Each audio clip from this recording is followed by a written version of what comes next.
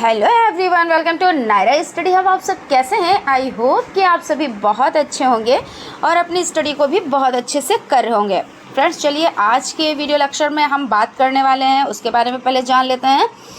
आज जो बात करने वाले हैं वो आपका डीएलएड सेकेंड सेमेस्टर सब्जेक्ट प्रारंभिक शिक्षा के नवीन प्रयास हो जाते हैं। ठीक है, तो इस पर ही हम लोग डिस्कस कर रहे हैं। कई दिनों से कई सेशन हो चुके हैं जिसमें हम लोगों ने ऑब्जेक्टिव टाइप क्वेश्चंस देखे। उसके बाद अब हम लोग वेरी शॉर्ट टाइप क्वेश्चंस को कंटिन्यू कर रहे हैं। ठीक है ना। और आपने देखा कि हर एक चीज़ आप लोगों के लिए कितनी इम्पोर्टेंट है, क्योंकि देखिए हर एक क्वेश्चन में 2 से 3 क्वेश्चंस छिपे हुए और उन सभी क्वेश्चंस पे हम लोगों ने डिटेल में डिस्कस किया है। और मुझे उम्मीद है कि आप लोग मेंटेन करते चल रहे हैं, यानी आप लोग नोट्स को बनाते हुए चल रहे हैं। और कल भी हमने इस पे बहुत ज़्यादा डिस्कस की थी कि आप अपने हैंड राइटिंग नोट्स बनाएं, वो बहुत ज़्यादा अच्छे होते हैं। और लास्ट में आपको रिवीजन के लिए हम भी आपको नोट्स प्रोवाइड करा देंगे, वो भी फ्री PDF नोट्स। लेकिन पहले आप अपने नोट्स बनाएं, उनका रिवीजन करें, चीज़ों को पढ़ें, तो तैयारी बहुत अच्छे से हो जाएगी। ठीक है ना। तो फ्रेंड्स, आगे बढ़ते हैं। उससे पहले अगर अभी तक आप लोगों ने चैनल को सब्सक्राइब नहीं किया है तो प्लीज़ सब्सक्राइब कर लें, बेल आइकन को प्रेस कर लें और सेशन पसंद आए तो लाइक भी ज़रूर करें। अब एक लाइक तो इतना तो हक बनता ही है कि आप एक लाइक करें, है ना। और जब लाइक करते हैं ना तो हमको क्या होता है, हमको एनर्जी मिलती है, हम और भी बेहतर करने की कोशिश करते हैं। लेकिन जब आप लाइक नहीं करते हैं तो क्या होता है, हम डीमोटिवेट होते हैं। और आपने पढ़ा है कि बच्चों को क्या करना चाहिए, बच्चों को करना चाहिए मोटिवेट, तो शिक्षक को भी तो मोटिवेट करना चाहिए, है ना। तो चीज़ें आप पर निर्भर करती हैं कि आप लाइक करेंगे या अनलाइक करेंगे, है ना। तो क्या करना होता है, बस एक बटन को ही क्लिक करना होता है, सेकेंडों का काम होता है। कुछ लोग कहते हैं कि मैम पढ़ते पढ़ते हम जाते हैं भूल, तो जब आप भूल जाते हैं तो स्टार्टिंग में ही कर दिया कीजिए। और अगर भाई याद आए, वैसे तो हम बीच बीच में भी याद दिलाते चलते हैं कि भाई लाइक कर दीजिए, लाइक कर दीजिए, तब कर दिया कीजिए।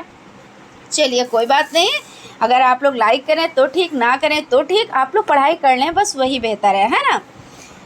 तो चलते हैं आज की सीरीज़ का फर्स्ट नंबर क्वेश्चन देखते हैं। क्वेश्चन आपका हो जाता है, ITI 2009 अधिनियम में शिक्षक अपने दायित्व एवं भूमिका को सही ढंग से पूर्ण कर सके, इसके लिए क्या व्यवस्था की गई है। तो ITI आपको पता है क्यों किया जाता है। ITI में क्या होता है कि जब ये कोर्स कर लिया जाता है तो इसमें रोज़गार के अवसर ज़्यादा मात्रा में क्या होते हैं, अवसर मिलते हैं। तो जनगणना, आपदा राहत कार्य, चुनाव के अतिरिक्त उन्हें किसी गैर शैक्षिक कार्य में नहीं लगाया जाएगा, ये चीज़ें। और जो ITI हो जाता है वो तो आपको पता है कि करने के बाद चांस ज़्यादा बन जाते हैं। शांति के लिए शिक्षा पर किस दस्तावेज में बल दिया गया है। तो राष्ट्रीय पाठ्यचर्या की रूपरेखा NCF 2005 में इस पर विशेष बल दिया गया है। ठीक है, किस पे विशेष बल दिया गया है, तो 2005 में। NCERT का पूरा नाम क्या है, तो सबसे पहले पूरा नाम जान लेते हैं। तो NCERT अब आप लोगों को रट गया होगा और आप लोग माइंड में आप लोगों के आ भी गया होगा कि national council of education research and training, अगर हिंदी में बात करें तो क्या हो जाएगा, राष्ट्रीय शैक्षिक अनुसंधान और प्रशिक्षण परिषद। अगर सन की बात करें तो 1 सितंबर 1961। ठीक है ना। यहाँ तक आपका हो गया ना, कोई डाउट, कोई कन्फ्यूज़न? मेरे ख्याल से तो नहीं रही होगी। चलते हैं क्वेश्चन की तरफ। देखिए रिपीटेड क्वेश्चन, मान के चलें रिपीटेड है, नहीं मान के चलें क्योंकि उस वहाँ पे पूछा गया उसका पूरा नाम, यहाँ पे पूछ लिया गया सन। तो NCERT की स्थापना कब हुई, तो NCERT तो national council of education research and training, और स्थापना कब हुई, तो 1 सितंबर 1961 ईस्वी को। ठीक है ना।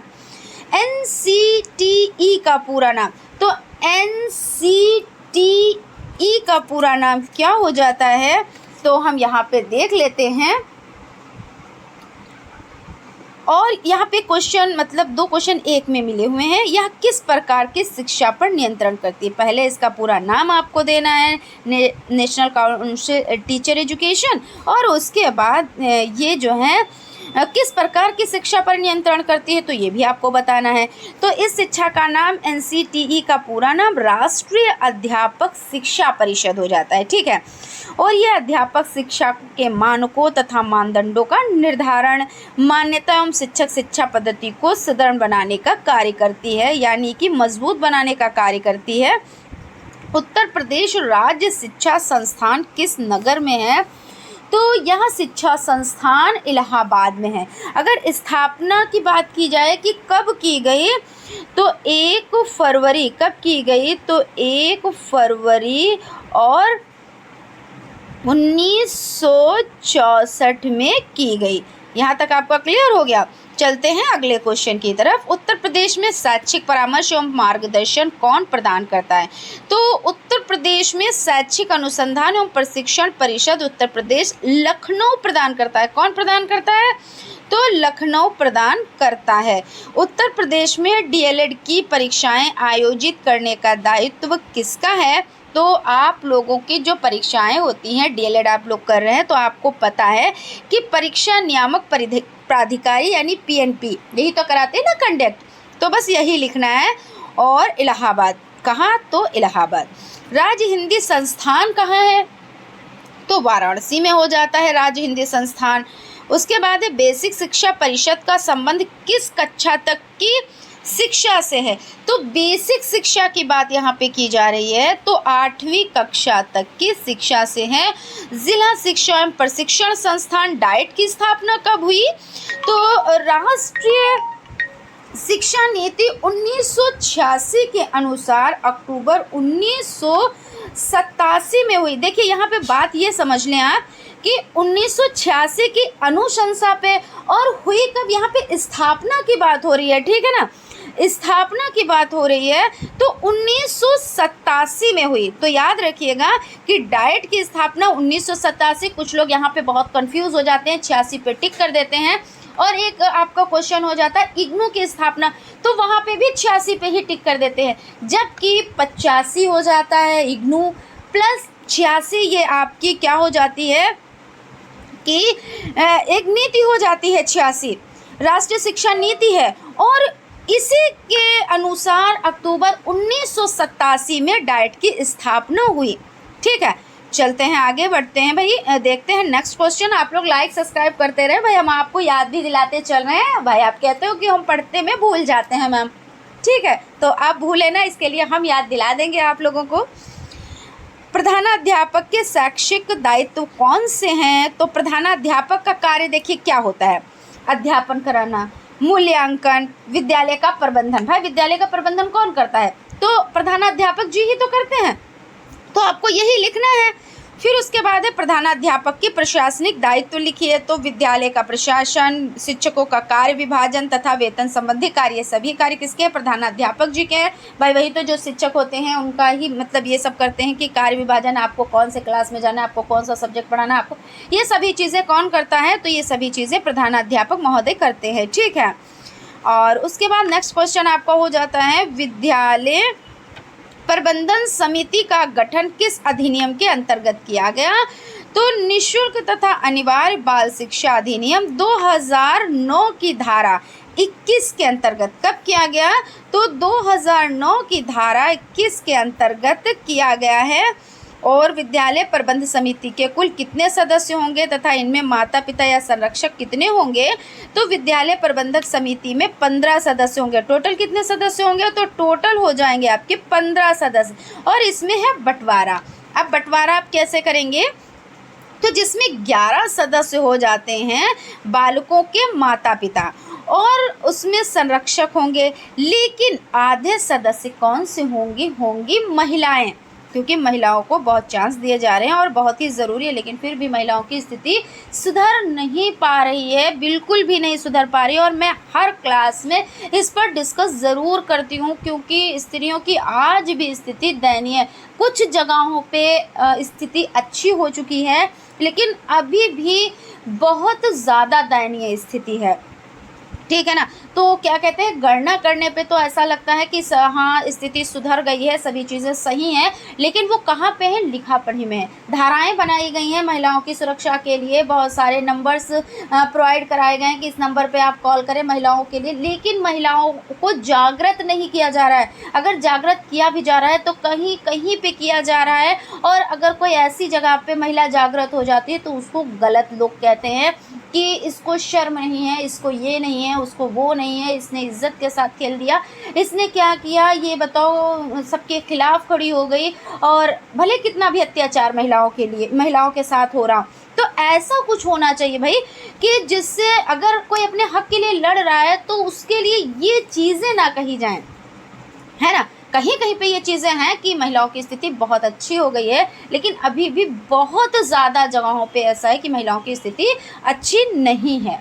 ठीक है, तो चलते हैं अगले क्वेश्चन की तरफ। विद्यालय अनुश्रवण से क्या तात्पर्य है? तो शैक्षिक उन्नयन हेतु किसी भी सुधार कार्यक्रम हेतु आयोजक बैठक, पर्यवेक्षण, निरीक्षण, दिए गए सुझाव, सलाह आदि अनुश्रवण के अंतर्गत आते हैं। ठीक है, विद्यालय विकास योजना क्या है?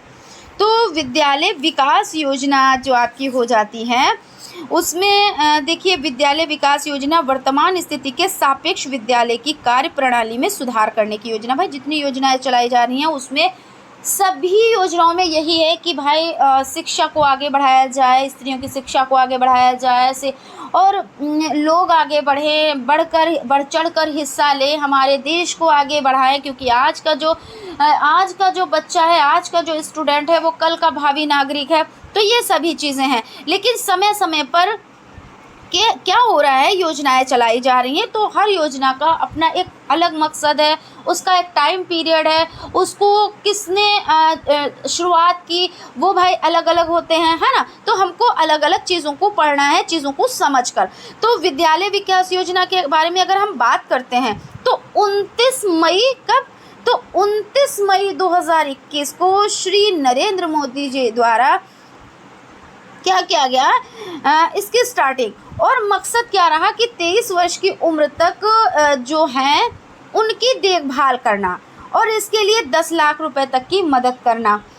तो इसमें है विद्यालय विकास योजना वर्तमान स्थिति के सापेक्ष विद्यालय की कार्य प्रणाली में सुधार लाने की योजना है कि भाई बच्चा आगे बढ़े, उसमें सुधार आए, अगर कहीं पे पैसे की ज़रूरत है तो वो दिया जाता है, ये चीज़ है ना। तो कल हमने आपको एक बताया था कि महाराष्ट्र की सरकार यही कर रही है कि अगर इंटर पास है बच्चा तो उसको कितना, तो 6,000 रुपये, डिप्लोमा कर रहा है, डिप्लोमा कर चुका है तो उसको 8,000 रुपये, स्नातक है तो 10,000 रुपये इसलिए दिए जा रहे हैं कि उच्च शिक्षा के लिए। तो यहाँ पे भी ये योजनाएं इसी तरह से मतलब हर बच्चे को मिलनी चाहिए, क्योंकि वो उन बच्चों को मिल जाती हैं कि जैसे जिनका कोई जानने वाला होता है। ज़्यादातर तो जो ये सुविधाएं होती हैं, ये लाभ होते हैं, वो सभी लोगों तक नहीं पहुंच पाते, ख़ास तौर से उन लोगों तक नहीं पहुंच पाते जिनको होती है नीड। ठीक है, ज़्यादा होती है नीड, और उन तक पहुंच जाते हैं जिनको कम नीड होती है। भाई जिनकी आर्थिक स्थिति ठीक है तो उनको इतनी नीड नहीं है, उनको इतनी दिक्कतें नहीं है, लेकिन जिनको ज़्यादा ज़रूरत है वो वहाँ तक पहुँच ही नहीं पाते, वो बीच में ही अटक जाते हैं, वो कागज़ों में ही उलझे रह जाते हैं। तो कुछ ऐसी मतलब प्रक्रिया होनी चाहिए जो उन बच्चों तक पहुँचे जिनको ज़रूरत है और ज़्यादा ज़रूरत है, जिसके वजह से वो आगे पढ़ना भी चाहते हैं, आगे बढ़ना भी चाहते हैं, लेकिन वो चीज़ें मुहैया नहीं हो पा रही हैं, है ना। तो ये चीज़ हो जाती है। चलते हैं हम क्वेश्चन की तरफ। मीना मंच का गठन क्यों किया गया? तो मीना मंच का गठन, सबसे पहले अगर हम डेट की बात कर लेते हैं तो 1990 में एक कार्यक्रम मीना मंच की कल्पना की गई, और मीना मंच हर वर्ष कब मनाया जाता है? तो 24 सितंबर को मनाया जाता है। ठीक है, चलिए भाई अब देख लेते हैं। उत्तर प्रदेश राज्य परियोजना परिषद उत्तर प्रदेश में बालिका शिक्षा को बढ़ावा देने के लिए प्रत्येक जनपद में उच्च प्राथमिक स्तर पर मीना मंच का गठन किया गया है। इसका गठन NPEGEL national programme of education for girls at elementary level के अंतर्गत हुआ। और इसमें ये जो मीना नाम की लड़की है तो ये कौन है? काल्पनिक है। ठीक है, ये जो कैरेक्टर है वो काल्पनिक है, लेकिन इसमें क्या है कि ये बताया गया है मीना के द्वारा कि बच्चों को शिक्षा की तरफ ले जाना, उसको शिक्षा से जोड़ना, ये सभी चीज़ें हो जाती हैं। मीना मंच के उद्देश्य लिखिए तो बालिकाओं की अभिव्यक्ति क्षमता, नेतृत्व तथा सहयोग की भावना का विकास, बालिकाओं को शिक्षा से जोड़ना, रचनात्मक खेल तथा चिंतन की आदत, विभिन्न जीवन कौशलों का विकास, बाल एवं महिला अधिकारों का ज्ञान, बाल विवाह की रोकथाम, बचत हेतु प्रोत्साहन, ये सभी मीना मंच के मकसद है यानी उद्देश्य हो जाते हैं। अभिभावक शिक्षक संघ की बैठक कब होनी आवश्यक है? तो प्रत्येक माह के शनिवार या रविवार को होनी आवश्यक है। अब ये होती क्यों है भाई? जो बैठक होती है अभिभावक और शिक्षक के बीच, तो इस पर डिस्कस किया जाता है कि भाई आपका बच्चा कैसा है, आपके बच्चे में क्या प्रॉब्लम है, ये सभी चीज़ें आपस में शिक्षक और जो गार्जियंस होते हैं वो समझते हैं। फिर उसमें क्या होता है भाई, डायग्नोस्ड होता है, उसके बाद उपचार होता है, तो बच्चों का उपचार किया जाता है। तो इसीलिए जो ये बैठक होती है तो बहुत ही ज़रूरी होती है। जेंडर संवेदीकरण से क्या आशय? जेंडर यानी रूढ़ी है ना, जेंडर यानी लिंग, रूढ़िवादिता सोच को नहीं बदल पाए हैं, यानी हम अपनी रूढ़िवादिता सोच को नहीं बदल पाए। जेंडर से मतलब यहाँ पे होता है सेक्स, जो मतलब लड़का है कि लड़की है, लिंग में भेदभाव की यहाँ पे बात हो रही है। तो रूढ़िवादी सोच को नहीं बदल पाए हैं। परिवार में बालक को अधिक महत्व दिया जाता है, बालिकाओं की अपेक्षा बालक की पढ़ाई खान पान पर विशेष ध्यान दिया जाता है, यही जेंडर संवेदीकरण है।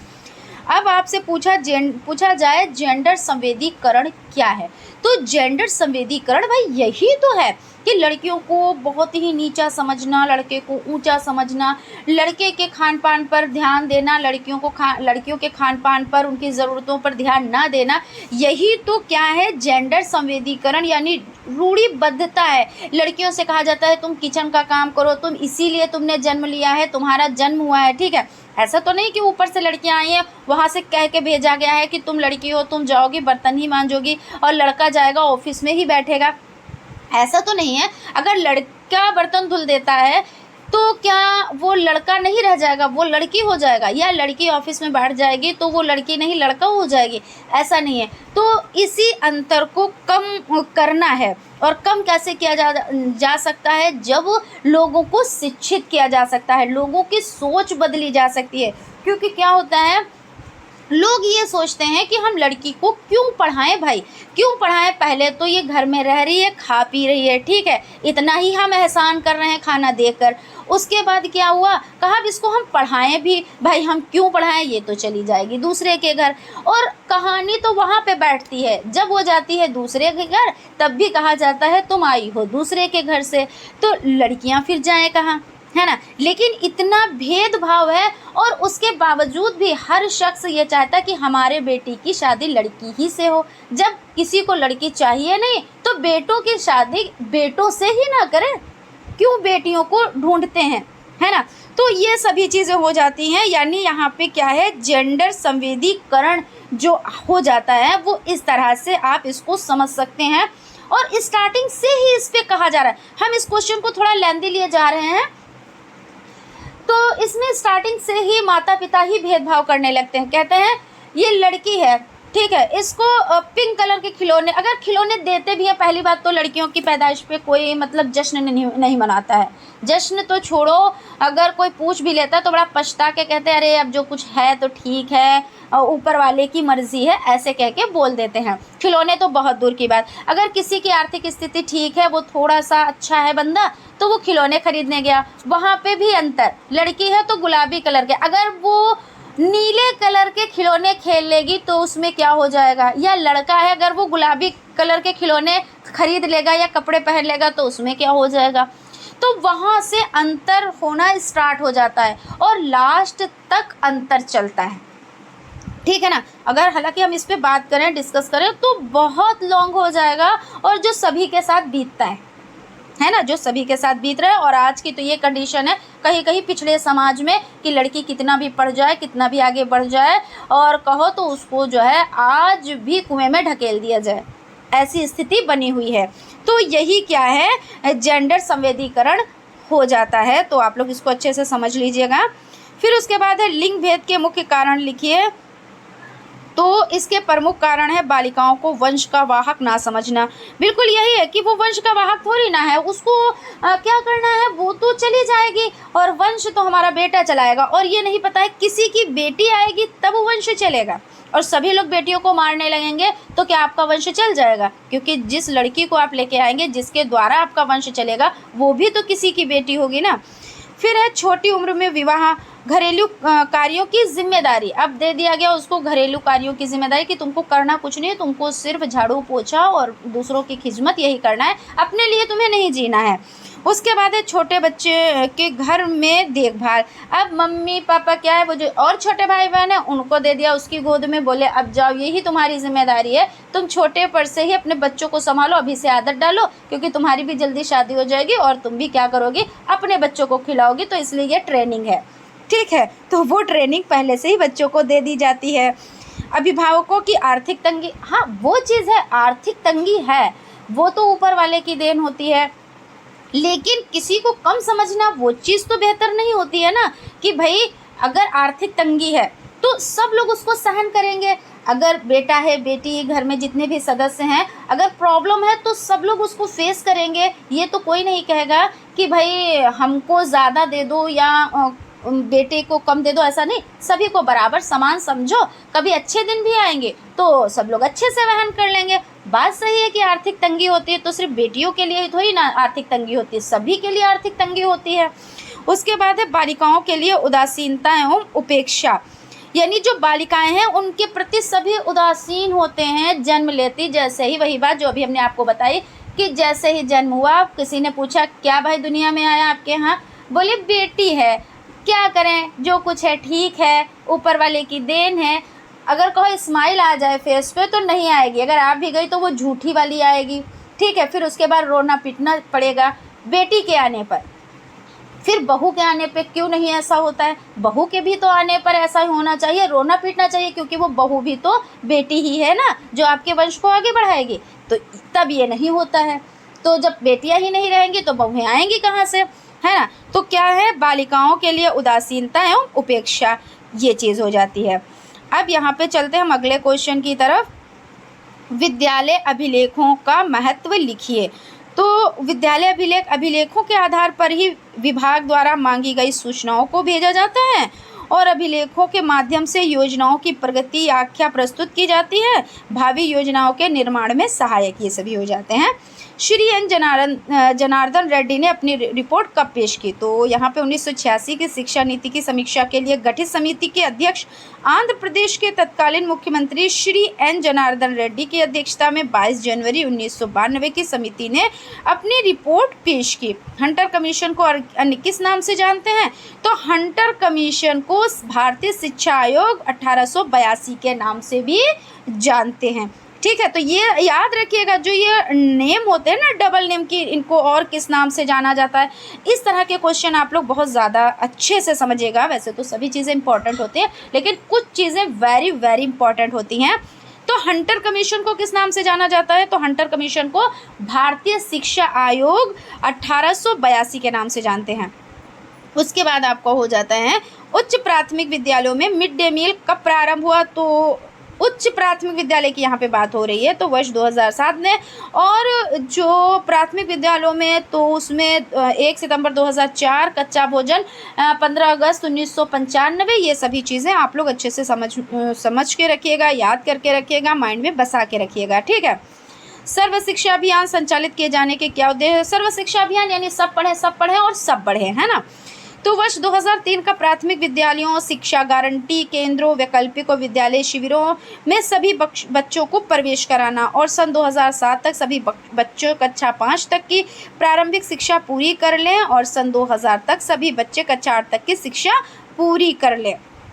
सर्व शिक्षा अभियान का प्रमुख लक्ष्य क्या है, यानी क्या था यहाँ पे है, तो सभी बच्चे 2005 तक स्कूल शिक्षा गारंटी केंद्र, वैकल्पिक विद्यालयों में दाखिला, स्कूल में वापस लौटे, शिविर, बैंक टू स्कूल कैंप में हो। इस तरह से अपव्यय का अर्थ क्या है? अपव्यय का देखिए, अपव्यय का इस तरह से आप किताबी भाषा में समझ लें। वैसे तो बहुत शॉर्ट है कि बच्चों यानी जैसे स्कूल में एडमिशन लिया और थोड़े दिन पढ़ाई की और वो बच्चा गायब, ये हो जाता है अपव्यय। अब किताबी भाषा में समझ लेते हैं। देखिए, एक लाइन में 20 सेकेंड 15 सेकेंड का क्वेश्चन ये है। व्यर्थता अथवा, ये क्या है, अपव्यय का शाब्दिक अर्थ है व्यर्थता, यानी व्यर्थता अथवा फिजूल खर्ची। शिक्षा में अपव्यय का प्रयोग इसी अर्थ में किया जाता है जब कोई बालक किसी कक्षा का पाठ्यक्रम में दाखिला विद्यालय लेने के पश्चात उसे पूरा किए बिना बीच में ही छोड़ देता है तो उसे अपव्यय कहते हैं। यानी बच्चा क्या है, स्कूल में उसका दाखिला तो हुआ, एडमिशन तो हुआ, लेकिन वो स्कूल छोड़कर, कक्षा छोड़कर चला गया, तो ये हो जाता है अपव्यय। और इसके कई कारण हो जाते हैं। आर्थिक स्थिति हो जाती है, विद्यालय का दूर होना हो जाता है, बहुत सी प्रॉब्लम्स होती हैं। तो इन प्रॉब्लम्स का सोल्यूशन भी किया गया है और काफ़ी हद तक इसमें क्या हुआ है, फ़ायदा भी हुआ है, लोगों को बेनिफिट भी मिला है। अपव्यय की जो चीज़ें हैं, अपव्यय जो है वो कम हुआ है। अपव्यय कम हुआ है यानी बच्चों ने दाखिला लिया है तो स्कूल आते हैं। जैसे मिड डे मील योजना चलाई गई, स्कूल में जो ड्रेसेस हैं और बैग्स, किताबें और भी जो खर्चों के लिए और भी पैसा, जूते मोज़े, हर चीज़ के लिए पैसा मिल रहा है, तो बच्चे क्या है, नहीं कुछ तो लालच में ही पहुंच जाते हैं। और वो फिर लालच एक दिन क्या बन जाता है कि हम पढ़ेंगे तो आगे बढ़ेंगे, तो उसका माइंड सेट हो जाता है। तो ये सभी चीज़ें हैं। अपव्यय हो गया ना। अवरोधन, अवरोधन का मतलब देखिए अपव्यय से ही जुड़ा हुआ है, बस ये चीज़ है, उसमें बच्चा चला जाता है और इसमें बच्चा एक ही कक्षा में 1 साल से ज़्यादा रुकता है, तो ये अवरोधन होता है। अवरोधन अथवा रुकावट आ जाना, और इसे इस प्रकार भी परिभाषित किया जा सकता है, जब कोई बालक एक निश्चित समय के पाठ्यक्रम को उससे अधिक समय में पूरा करता है तो उसे अवरोधन कहा जाता है। छात्र के अध्ययन क्रम में रुकावट आ जाती है। भारत में इस और हर्टाग कमेटी ने 1929 ईस्वी में हमारा ध्यान आकर्षित किया था। हर्टाग कमेटी के अनुसार अवरोधन से हमारा तात्पर्य किसी बच्चे का निम्न कक्षा में 1 से अधिक वर्ष तक रोके जाने से है। यानी अपव्यय में 1 वर्ष भी बच्चे ने नहीं पढ़ा, एडमिशन किया और गायब हो गया। अवरोधन में यानी 1 वर्ष से ज़्यादा। तो आप लोग याद रखिएगा, अपव्यय और अवरोधन में अंतर आप लोग समझ लीजिएगा। अब तक तो मेरी समझ में आता है कि आप लोग समझ चुके होंगे। अपव्यय यानी फिजूल खर्ची, अपव्यय यानी भाई हमने पैसा खर्च किया और हमने उसका यूज़ नहीं किया, ठीक है, वो हो जाता है अपव्यय। तो यानी उसने पैसा खर्च किया और गायब हो गया। अवरोधन यानी रुकावट आ गई। यानी रुकावट कैसे आ गई कि जब क्या हुआ कि हम एक ही कक्षा में 2 साल पढ़ रहे हैं, 3 साल पढ़ रहे हैं, वो अवरोधन। अवरोधन यानी रुकावट आ रही है। क्यों रुकावट आ रही है भाई, हम अच्छे से पढ़ नहीं पा रहे हैं, हम अच्छे से सीख नहीं पा रहे हैं, तो वो रुकावट आ रही है, यानी अवरोधन आ रहा है, ठीक है। उसके बाद आपका हो जाता है नेक्स्ट और लास्ट क्वेश्चन, और वेरी इंपॉर्टेंट। हम जितनी बार कहें इंपॉर्टेंट उतना ही कम है, इसलिए हम यहाँ पे लिखेंगे मोस्ट इम्पॉर्टेंट। तो जब ये इतना मोस्ट इम्पॉर्टेंट है तो इसको हम बहुत अच्छे से समझेंगे। निम्नलिखित योजनाओं के बारे में यानी इसको पूरा कीजिए। ओबी, ओबी का मतलब क्या है? कहीं कहीं पे आपको ओबी भी मिलेगा और कहीं पे आपको क्या मिलेगा, OBB भी मिलेगा। तो ये क्या हो जाता है, तो ऑपरेशन ब्लैक बोर्ड हो जाता है। क्या हो जाता है, ऑपरेशन ब्लैक बोर्ड हो जाता है, इसका फुल फॉर्म हो जाता है। और इसके बारे में अगर हम बात करें तो इसकी डेट की अगर हम बात करते हैं, क्योंकि हर नीति, हर योजना आई उसका कोई ना कोई टाइम होता ज़रूर है ना। तो ऑपरेशन ब्लैक बोर्ड परियोजना जो आई वो 1987-88 में आई, ठीक है। अब इसमें और क्या है ऑपरेशन ब्लैक बोर्ड में, तो यहाँ पे हम समझ लेते हैं कि ये नीति जो है 1986 में प्राथमिक शिक्षा को ज़रूरी मानते हुए ह्रास और अवरोधन की समस्या को कम करने के उद्देश्य से शैक्षिक वातावरण को पर्याप्त समुन्नत बनाने में शिक्षा के गुणात्मक सुधार लाने पर विशेष बल दिया गया। यानी कहने का मतलब हमारे ये हो जाता है, एक बार आप और समझ लें कि OBB जो है, ऑपरेशन ब्लैक बोर्ड योजना जो है वो 1900 आपका 87-88 हो जाता है। इसमें सबसे ज़्यादा ध्यान दिया गया कि हास्य और अवरोधन, यानी हास्य यानी बच्चे जो छोड़कर, अपव्यय जो अभी आपने पढ़ा, तो बच्चे छोड़कर ना जाएं, उस पर ध्यान दिया गया। और बच्चे क्यों रुकावट इसमें आ रही है, बच्चे 1 साल से ज़्यादा टाइम क्यों लगा रहे हैं क्लास में, इस पर ध्यान दिया गया। और ध्यान भी दिया गया और इसमें सफलता भी मिली, क्योंकि बच्चों से बात की गई, बच्चों के बारे में जाना गया कि ऐसा क्यों हो रहा है, बच्चों ने इसके जवाब दिए, उनके गार्जियंस ने जवाब दिए, कि भाई हमारा बच्चा चला जाता है तो हमारा काम रह जाता है, हमारी आर्थिक स्थिति बिगड़ी हुई है, दूसरी बात काम भी रह जाता है, दूसरी बात आर्थिक स्थिति बिगड़ी है, तो हम खर्चा कहाँ से वहन करें, हम कहाँ से किताबें लाएं, हम कहाँ से बस्ते लाएं, हम कहाँ से अपने बच्चों को पढ़ाएं। तो ये सभी चीज़ों को क्या किया गया, नोट डाउन किया गया। इसको मद्देनज़र रखते हुए क्या किया गया कि बच्चों को हर चीज़ मुहैया की गई। तो इसमें कमी आई। हर एक चीज़ 100% तो नहीं हो पाता है, लेकिन हाँ बहुत ज़्यादा कमी आई। और एक दिन ऐसा भी आता है चीज़ें 100% भी सुधर जाती हैं, है ना। तो ये आपका हो गया OB। यहाँ पे OB भी हो या OB हो, बात एक ही है, ऑपरेशन ब्लैक बोर्ड जैसे हो जाए, कंफ्यूज मत होइएगा भाई आप लोग, ठीक है। सॉफ्ट क्या है, तो सॉफ्ट जो आपका हो जाता है special orientation programme for teacher, ठीक है। सॉफ्ट क्या है, ये टीचर के लिए है, special orientation programme for teacher यानी टीचरों के लिए है, उनके बारे में है। उसके बाद आपका हो जाता है यहाँ पे अभी और भी हैं, डीप है, DPEP और NPEGEL है। तो हम DPEP के बारे में हम जान लेते हैं और उसके बाद NPEGEL के बारे में हम जान लेते हैं। तो सबसे पहले DPEP क्या है, तो ज़िला प्राथमिक शिक्षा कार्यक्रम क्या है, तो ज़िला प्राथमिक शिक्षा कार्यक्रम हो जाता है। और ये सन 1994 में, कब, तो 1994 में प्रारंभ हुआ, ठीक है। और उत्तर प्रदेश बेसिक शिक्षा परिषद के अनुभवों और उपलब्धियों के आधार पर उत्तर प्रदेश सरकार द्वारा विश्व बैंक की सहायता से, अब अगर क्वेश्चन आ जाए किसकी सहायता से ये स्टार्ट हुआ DPEP योजना, तो विश्व बैंक की सहायता से स्टार्ट हुआ, ठीक है। और अगर बात की जाए तो इस कार्यक्रम के अंतर्गत मात्र 9 से 11 वर्ष के बच्चों का 100% नामांकन धारण और गुणवत्ता का लक्ष्य रखा गया। ये चीज़ आप लोग ध्यान रखिएगा। उसके बाद आपका हो जाता है NPEGEL, तो ये इसका मतलब क्या हो जाता है, NPEGEL का क्या मतलब हो जाता है, तो यहाँ पे हम लोग इसको देख लेते हैं। ये आज की सीरीज़ का लास्ट है और उसके बाद हम लोग कल मिलेंगे, वहाँ पर हम और डिस्कस करेंगे। तो यहाँ पे हो जाता है आपका NPEGEL, तो national programme of education for girls at elementary level. और इस कार्यक्रम में क्या था, तो इस कार्यक्रम के अंतर्गत क्या था, तो बालिका शिक्षा व्यवस्था को और अधिक सुदृढ़ करने का प्रयास किया जाता है और इनकी उपस्थिति ठहरा हुआ प्राथमिक शिक्षा की पूर्णता सुनिश्चित की जाती है, यानी बच्चे ठहरें, अच्छे से पढ़ें, तो ये सभी चीज़ें हो जाती हैं।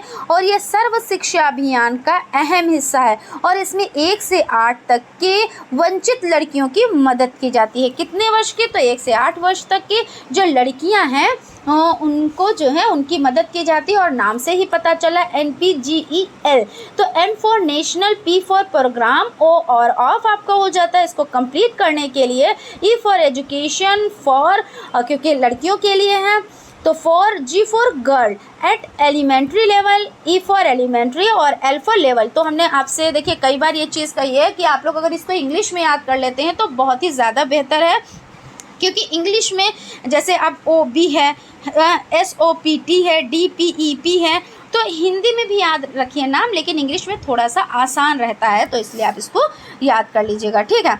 तो फ्रेंड्स कैसा लगा भाई सेशन आप लोगों को, तो आप लोग भाई कमेंट करेंगे तभी हमें पता चलेगा कि सेशन अच्छा लगा है। और अगर सेशन अच्छा लगा है तो लाइक भी ज़रूर कीजिएगा, क्योंकि एक लाइक तो बनता ही बनता है ना। और हो सके तो अपने फ्रेंड्स में भी शेयर कीजिएगा। और मिलते हैं अगले क्लास में, तब तक आप लोग अपना ख्याल रखें, स्टडी को कंटिन्यू करें और आप लोग नोट डाउन भी चीज़ों को करते चलें, क्योंकि जितनी भी चीज़ें हम आपको बताते हैं बहुत ज़्यादा इम्पॉर्टेंट है आपके एग्ज़ाम के पर्पज़ से। जो अभी आपका DLED सेकेंड सेमेस्टर का एग्ज़ाम होगा, इसके लिए तो इम्पॉर्टेंट है ही है। अगर आपने अच्छे से अभी पढ़ाई कर ली तो आपको सीटेट में बहुत ज़्यादा बेनिफिट मिलेगा, और सीटेट में जब बेनिफिट मिलेगा तो प्लस 1 डे एग्ज़ाम जब आप देंगे उसमें भी आप लोगों को बहुत ज़्यादा बेनिफिट मिलेगा। आपको ये नहीं सोचना पड़ेगा कि हमारी तैयारी नहीं है, बस आपको क्या करना रहेगा, रिविज़न करना रहेगा, चीज़ों को समझना रहेगा। बाकी आपको ऐसा लगेगा कि हमारे लिए तो ये सब चीज़ें हलवा हैं, ठीक है। तो तैयारी आप लोग इस तरह से करिए। तो मिलते हैं अगले क्लास में। Thank you.